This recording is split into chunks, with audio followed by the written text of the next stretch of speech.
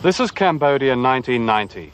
1 year ago, in a film broadcast around the world, we showed that this uniquely tragic country was once more in danger of falling to the greatest mass murderers since Hitler, the Khmer Rouge of Pol Pot, and that Western governments and the United Nations were allowing this to happen for reasons of Cold War politics. The response from the public was unprecedented. Tens of thousands of people wrote to their governments, seeking for Cambodia not charity, but action. Unfortunately, this film is not a celebration of a Cambodia now freed from the threat of another Holocaust. It's about betrayal. A betrayal of those who asked for help for Cambodia, regardless of whether that help meant offending the United States and China, which give direct and indirect support to the Khmer Rouge. Above all, it's a betrayal of a people who have struggled virtually alone to rebuild their stricken country. For tonight's film will show that Western governments are among those secretly providing the means for Pol Pot's return to power.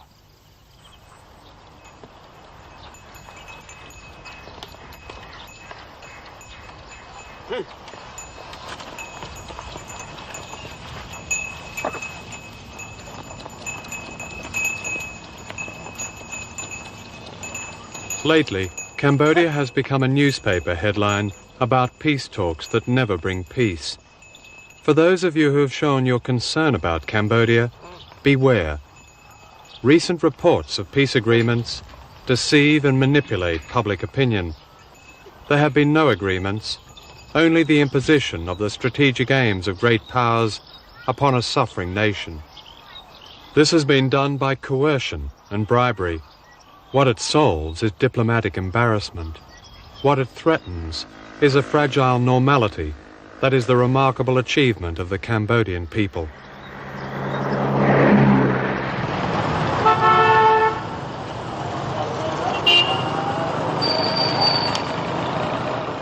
This is Phnom Penh.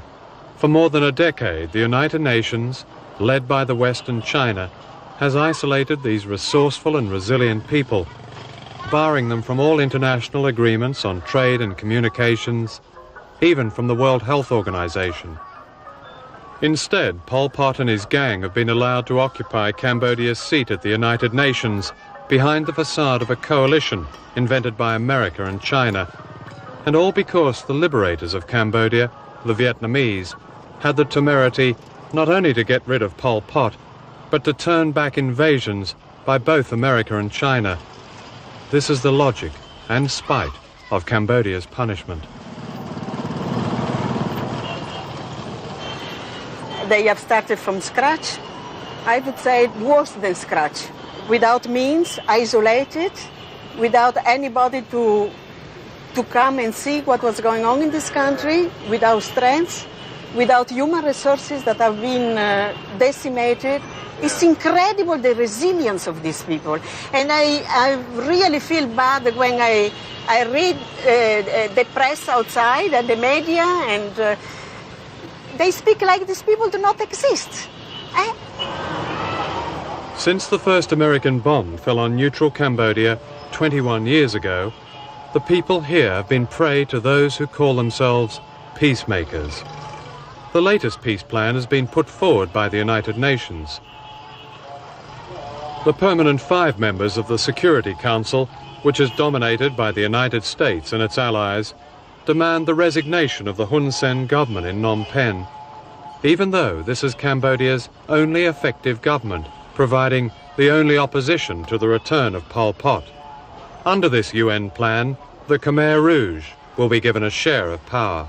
If really the West or the free world or whoever want to help these people, if they are really sincere, then they should come here and see what these people see, and then try to strengthen their sense of, first of all, their dignity, because they don't lose dignity, the Khmer. They die, but they don't lose their dignity. And then strengthen their sense of independence. They are looking in all ways to do that. Fear is like a presence here. The other day, 56 people were taken off 2 trains and shot dead by the Khmer Rouge simply because they work for the government. Pol Pot's defense minister has boasted an enemies list of 2 million people. When the curfew comes, the night belongs to the prospect of a second Holocaust.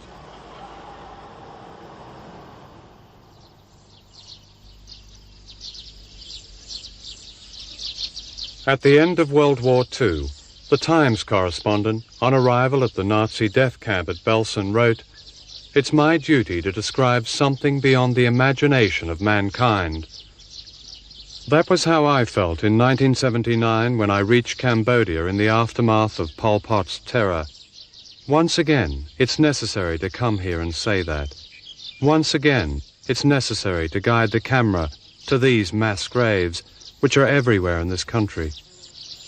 Here murdered people were dumped, many of them children, headless and naked, horrors that were photographed and documented by Pol Pot's Gestapo, known as S-21.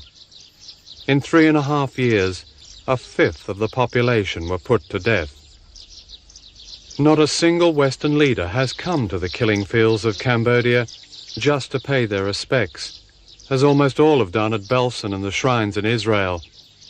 In the past year, there have even been attempts to rewrite the evidence provided by those of us who saw and smelt and cannot forget these graves when they were discovered. The United Nations Security Council dropped the word genocide from its reference to the Pol Pot years so as not to offend China, Pol Pot's underwriter. American and other Western documents no longer refer to genocide and mass murder, preferring to describe the extermination of more than 1 million people as human rights abuses, or merely the policies and practices of the recent past. The universally condemned policies and practices of a recent past, unquote, referred to in an earlier report are in fact the policies and practices of the 1975 to 1978 period. While the West publicly tries to distance itself from Pol Pot, American officials in embassy background briefings describe the Khmer Rouge as different and changed out of all recognition. This insidious campaign has been echoed in the media. Pol Pot may have been brutal, but he was no mass murderer. He may have been a bit paranoid, but there was no genocide.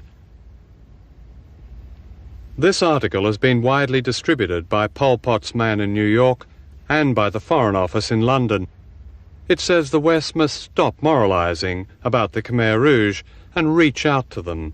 It complains that the genocide issue has been exploited to the full, and says that Pol Pot's followers are now regarded as honest and are admired for their discipline and self-respect, qualities that most spheres of Cambodian society lack.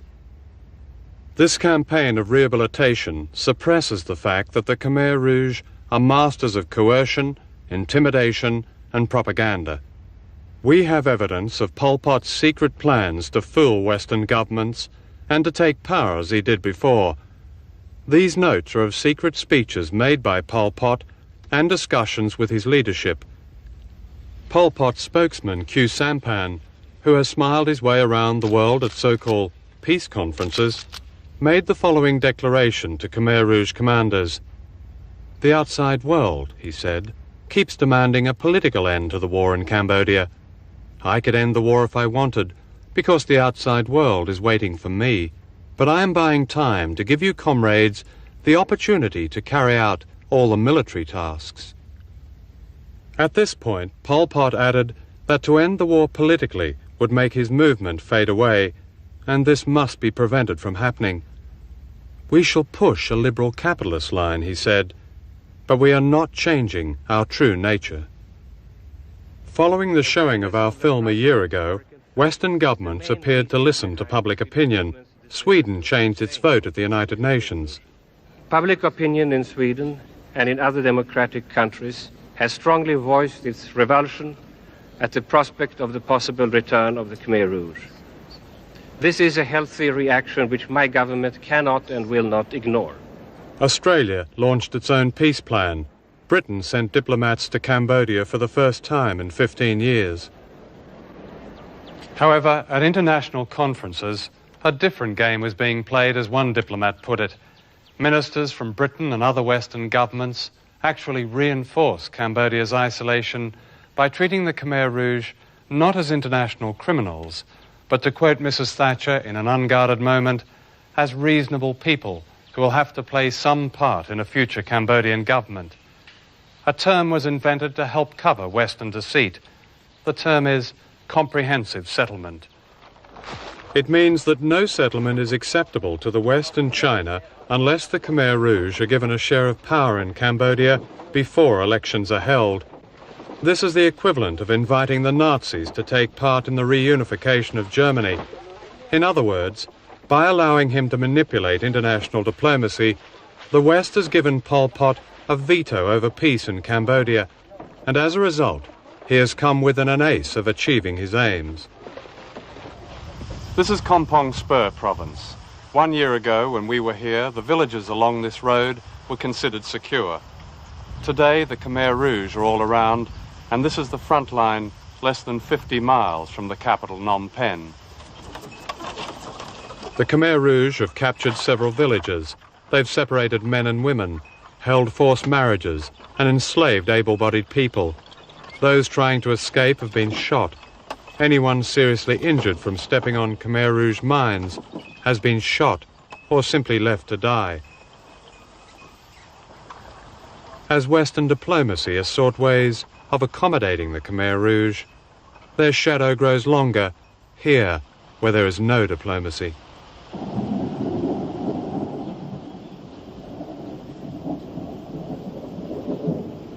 The situation is worse than it was a year ago.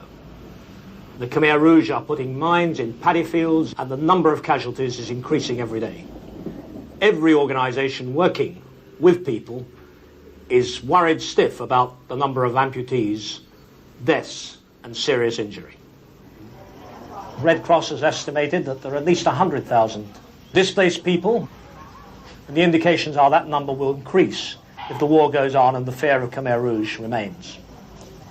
So the situation is deteriorating, and still no large-scale aid is going from the West to assist the people of that country.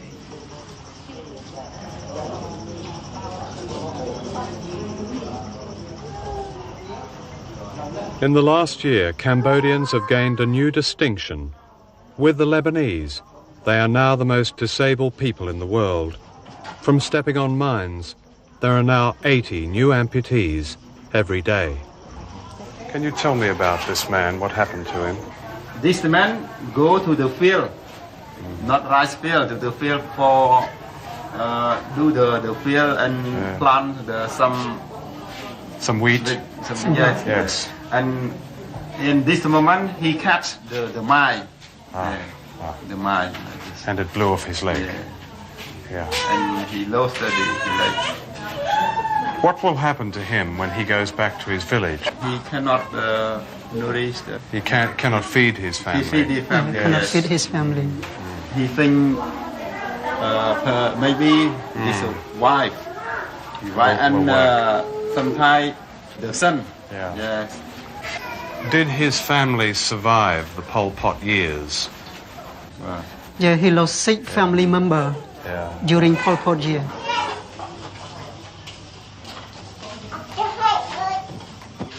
The great political changes in Europe are bad news for Cambodia. Until recently, the Soviet Union and its former allies in Eastern Europe helped to keep this country going. 10 years ago, it was the Soviet Union that saved much of Cambodia from starvation.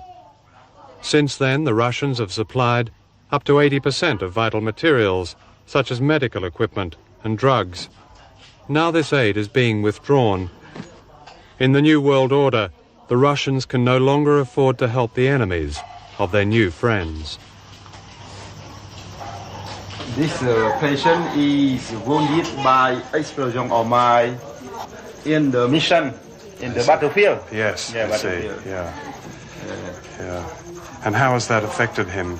The brain out for the. I see. So, will he survive? Do you think? You don't think so? Yeah. I see. Cannot.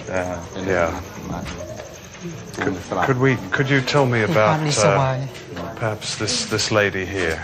This woman is wounded by Sojong Mai from when she go to the field this year.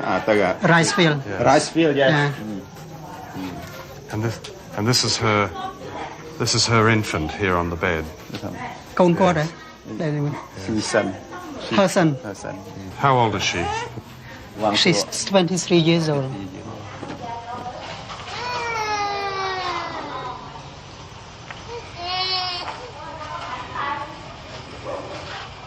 Minister, the arms that you are facing on the battlefield from the Khmer Rouge and their allies, what countries are supplying them?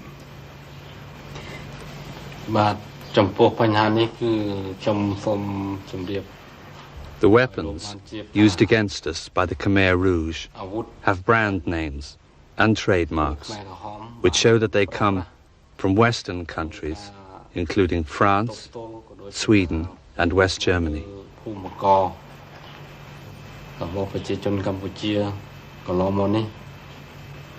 We understood that most of the arms come from China, but this is not the impression that we're getting here today. That's right. The guerrillas aren't only using Chinese weapons, they're also getting weapons from Western countries. Are you certain then that weapons being supplied from Western sources to the so-called non-communist resistance either get to or directly assist the Khmer Rouge on the battlefield?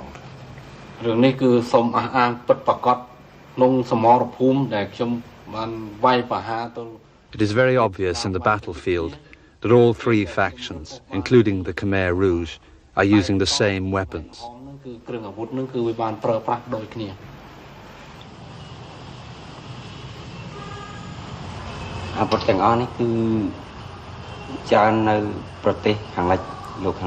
All these weapons came from Western countries, who supply arms to the KPNLF and the Khmer Rouge. Of course, we captured many weapons like these on the battlefield, but we've only brought some of them here to Phnom Penh to show people. The rest we use to defend ourselves. And they're very sophisticated weapons too. There's the German anti-tank weapon, a Swedish anti-tank weapon, and these are French. The discovery of these arms, which include American weapons, set us off on a journey around the world, revealing direct American and British involvement in the return of Pol Pot.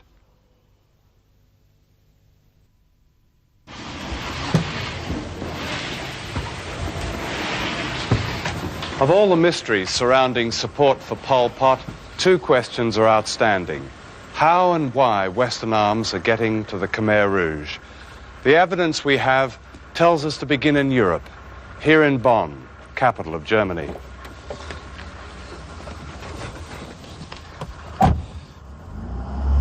What is the German connection with Cambodia? The West German government is still supporting the Khmer Rouge, or the coalition government.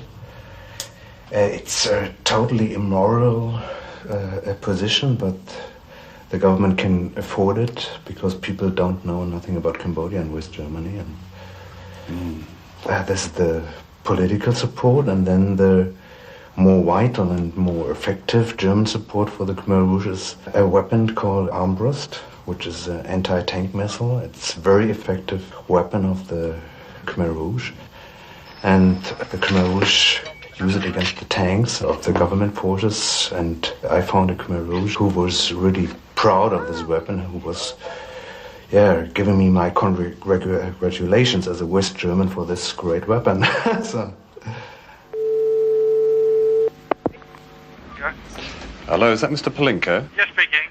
I called the German arms manufacturer, MBB, to ask how their weapons got to Cambodia. Just to say that I've returned from Cambodia recently with new information, which I would like to pass along to you, and also to say that I'm recording this conversation for for accuracy. Right. We came upon in Cambodia armbrust weapons, and I have a serial number which I'd like to give to you, and perhaps you could help us with the origin of this particular weapon. Okay. The full inscription is Lot Arm A 8404060793. Well, we can't comment on the serial number because it's not our serial number. This had come about, the company spokesman revealed, because MBB had sold the license to make the weapon to a Belgian company called PRB, whose headquarters are in Brussels. PRB, like many in the arms business, has a secret life. It's owned by Astra, the huge British arms and fireworks company based in Ramsgate in Kent. The company is currently under investigation for contractual irregularities, fraud in other words. It also made part of the supergun that ended up in Iraq. This much is public knowledge. What is not known is PRB's links to Pol Pot. In 1981-82, the company arranged for Chartered Industries of Singapore to produce the German armbrust weapon. We asked PRB to comment. Not only did they deny all knowledge of this weapon, they denied having anything to do with weapons at all. Il est notoire que la firme PRB, Poudrerie Réunie de Belgique, a des activités variées. Il y a d'ailleurs plusieurs départements au sein de PRB en matière de fabrication d'armes et de fabrication de munitions.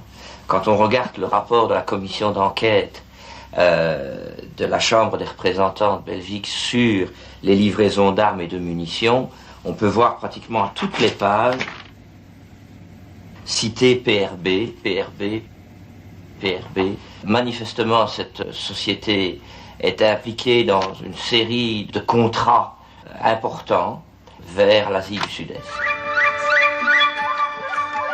This most important contract led us to Singapore. Once the last bastion of the British Empire, Singapore is now a supermarket with banks, docks, and a widely promoted image as a tourist centre. Run by the autocrat Lee Kuan Yew, Singapore is both America's and China's most active ally in Southeast Asia. For the past 11 years at the United Nations, Singapore has been the stalking horse of the trinity of Pol Pot, Washington and Peking. Here at last year's UN vote on Cambodia, the Singapore representative leads delegates who voted for the Khmer Rouge-dominated coalition to meet Pol Pot's man at the United Nations, himself complicit in mass murder. Prime Minister Lee has said the Khmer Rouge must be part of a settlement. Journalists, he said, have made them into demons. The image that is certainly not promoted here is that of Singapore, arms capital of Asia. Occupying an entire city block, all along here is the heavily guarded compound of Chartered Industries. It's here that Western arms are made under license and shipped straight to the Cambodian guerrillas. We asked Chartered Industries for an interview, but like everyone in this business, they suffer from acute shyness. This is hardly surprising, as Chartered Industries is owned by the Singapore government. This means that Singapore is a prime mover in the flow of arms that end up with the Khmer Rouge. And it means that the Bush administration can continue its secret aid through Singapore, aid that breaks a law passed by Congress only last year. With Washington's backing, Singapore supplies the Cambodian guerrillas not only with German weapons, but also with this Swedish anti-tank weapon. We filmed these weapons soon after they'd been captured from Pol Pot's army. From Singapore, they are shipped here to the port of Sattahip in Thailand.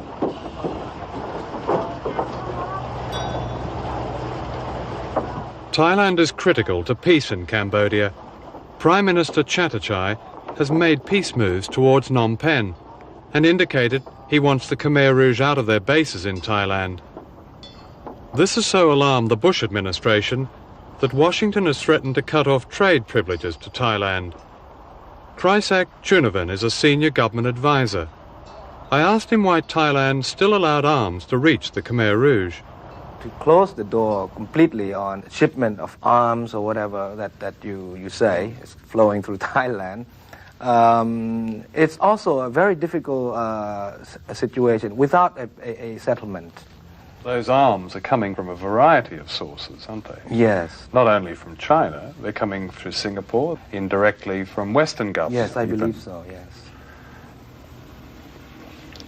Would you like those Western governments that are indirectly helping the supply of arms to stop that? Yes, yes.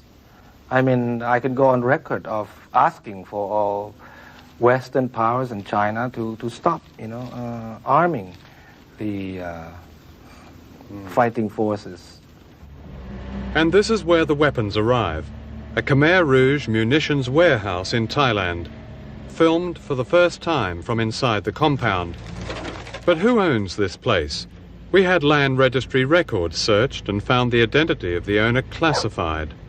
However, our sources tell us that the land is owned by the United Nations Border Relief Operation and leased to the United States government. This is ironic, a humanitarian agency renting its property to a foreign government which allows the Khmer Rouge to use it as a military base. Near here is Zone 87, where Pol Pot lives and plans his reconquest of Cambodia. This rare map was originally drawn by American researcher Roger Normand. Zone 87 is an enclave inside Thailand's Trat province in which several times a year the high leadership of the Khmer Rouge holds training sessions for high-level military cadre. The Khmer Rouge place a very high premium on indoctrinating their troops.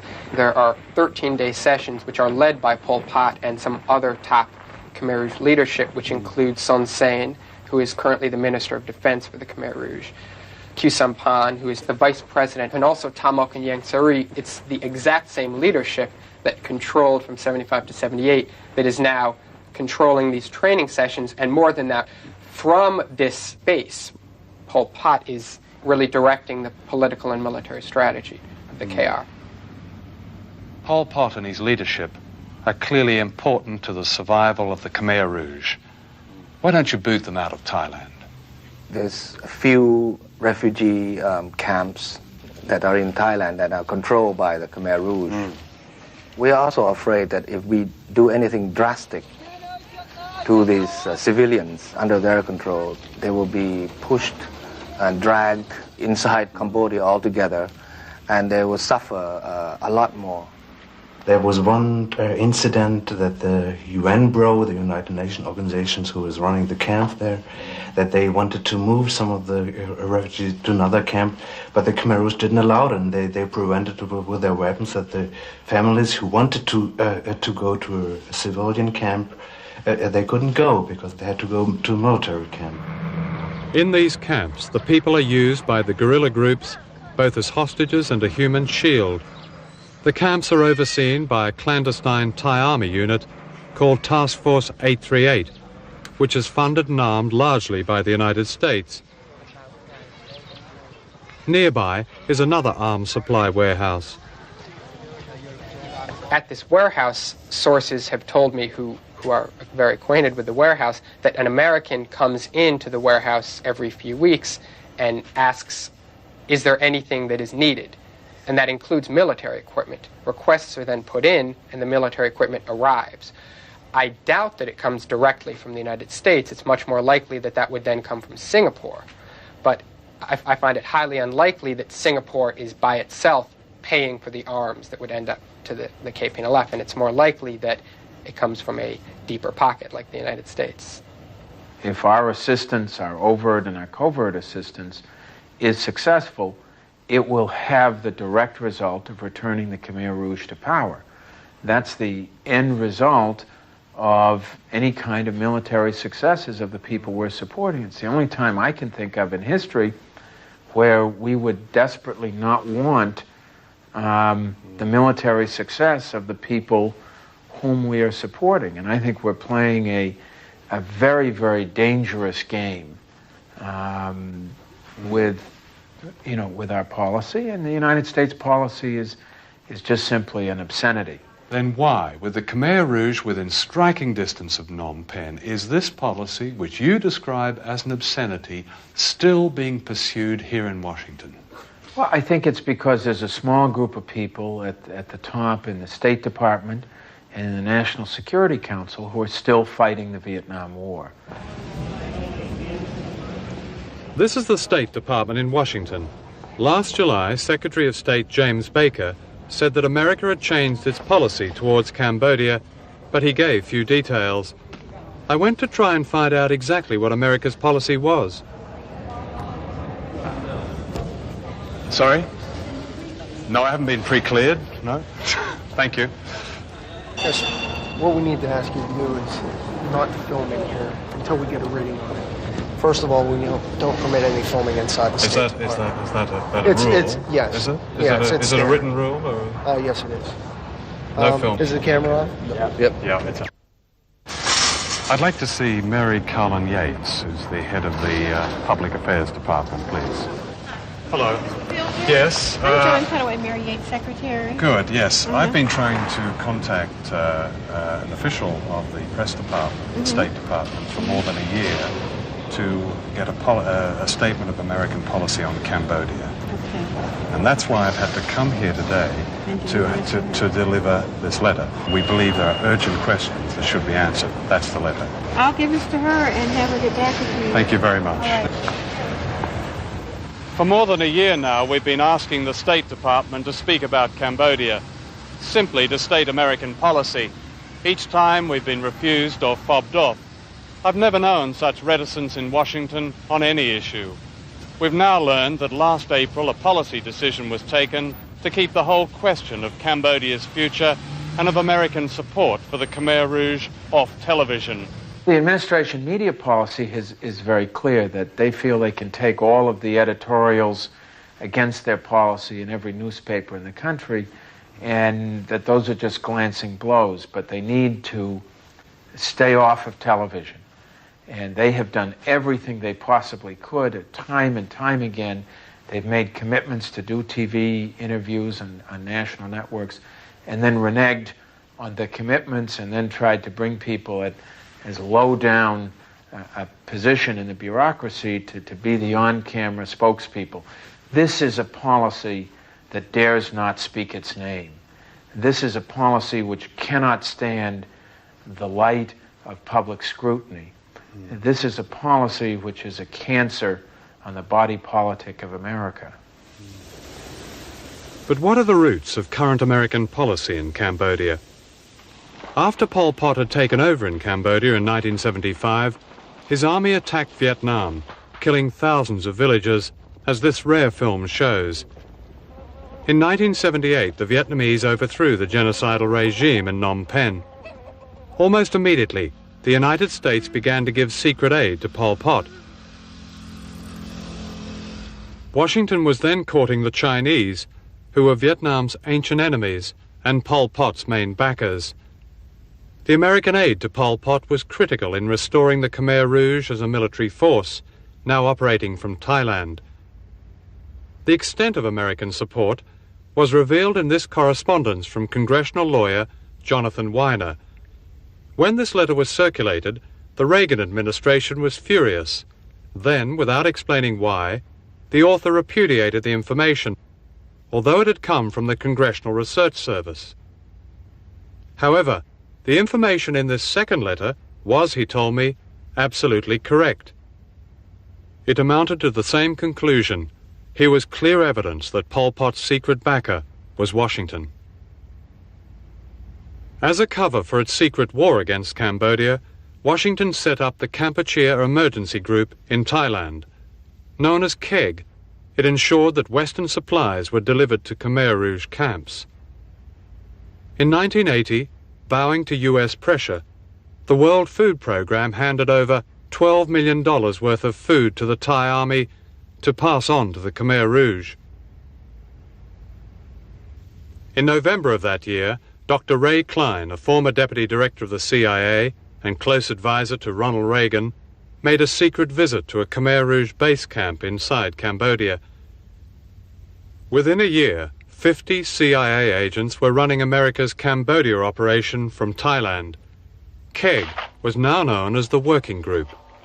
Its job is to provide battle plans, war material, and satellite intelligence to the so-called non-communist resistance, most of it paid for by Washington. Today, American policy continues unchanged behind the front of United Nations involvement, which may well have the final effect of turning Cambodia into another Lebanon. Cambodia is the only country in the world to be denied United Nations development aid, and America, with China, has led this embargo.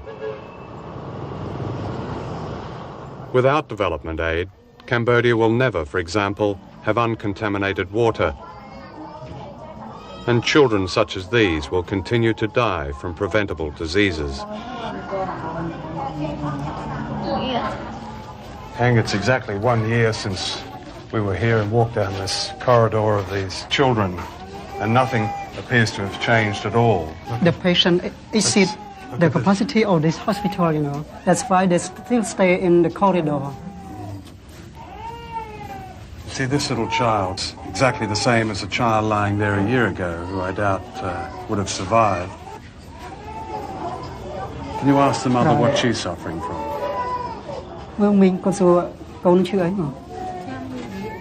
This child is suffering from diarrhea and fever.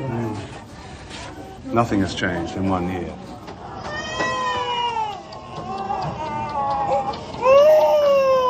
Here we have children who are suffering, and embargo means denying them the basic needs that could help these children recover so quickly. Those who sit in the United Nations in great comfort ought to be confronted by scenes like this, to actually stand next to a child in such need. What they did in the United Nations, you know, I think is really unfair, because they vote against Cambodia and let children die because of diarrhea.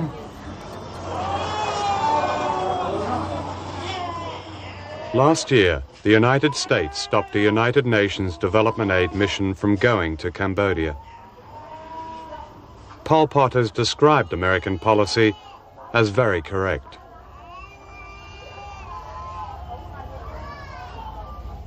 American officials have constantly denied that they give any aid to Pol Pot, but US Army weapons are reaching the Khmer Rouge via their allies, and we have evidence of direct American and British assistance to Pol Pot. From New Zealand, Sue Elliott, a senior official working with Cambodian refugees, talked to me on behalf of a former Cambodian guerrilla who, fearing for his life, must remain anonymous. Sue, could you tell me a little about your source and also about yourself? I work with refugees and have done so for some 12 years, and I have just returned from a study tour which took me to the United States, Britain and Thailand. The source is somebody I know and trust well, who told me this information because they want the world to know, and I myself want to hand it on for humanitarian reasons. Having worked with refugees for a long time, I find it hypocritical to be working in an area where governments at one hand are supporting the continuation of fighting and on the other are giving people refuge from it. Could you tell me what your source told you as far as his training outside Cambodia was concerned? How did he get there and what happened when he got there? His training was in Malaysia, and there was 1/3 of the group from the Sihanouk faction, 1/3 from the Khmer Rouge, and 1/3 from the KPNLF. What was the nationality of the principal advisors at the camp? They were American and British. Can you tell me what he told you about the training itself? What were the particular military skills that were passed on to them by the British and American advisors? The training consisted of military strategy, guerrilla warfare tactics, mine laying and weapon handling. Mine laying was one of the particular skills they were taught, is that correct? Yes.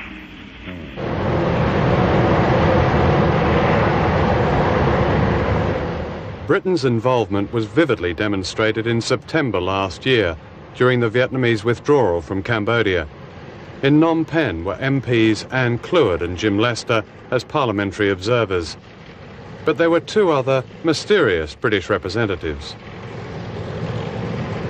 I was introduced to them and I had some conversation with one of them initially and then the second one. And I asked them what they were doing there. So I was rather curious because clearly they weren't official delegates from the United Kingdom. And they told me that they were there on holiday. But on the official list of observers, they are named as Anthony Norman and Christopher Mackenzie, representing Great Britain from the Ministry of Defence. Now, when you got back to London, did you make inquiries about these two men? Yes, because obviously I was very curious about them. So I went to the House of Commons library and asked them to ring the Royal United Services Institute, which was apparently where these men worked, and is based in Whitehall, and make inquiries, first of all, to establish that they did work there, and secondly, to ask what their jobs were. And back came the answer, who wants to know? And then the House of Commons library told me when they told people the other end who wanted to know, the response was, the information is classified.